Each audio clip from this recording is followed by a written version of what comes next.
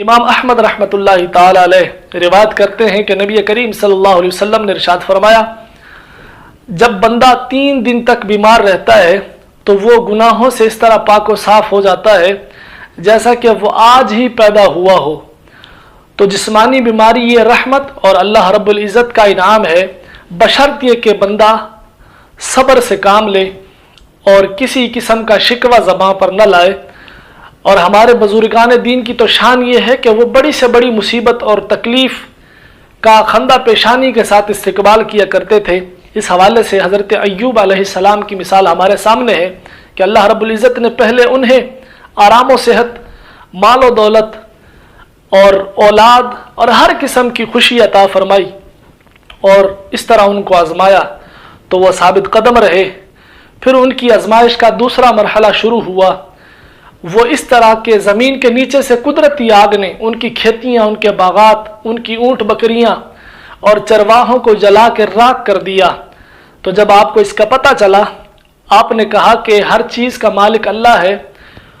وہ جو چاہے کرے، مجھے اس میں کچھ بھی کہنے کی مجال نہیں ہے۔ پھر آپ کی آزمائش کا تیسرا مرحلہ یہ ہوا کہ آپ کی اولاد ایک مکان میں موجود تھی، وہاں پر زلزلہ آیا، مکان گرا اور آپ کی اولاد فوت ہو گئی، لیکن اس وقت بھی آپ کی زبان پر یہی الفاظ تھے کہ ہر چیز کا مالک اللہ ہے، وہ جو چاہے کرے۔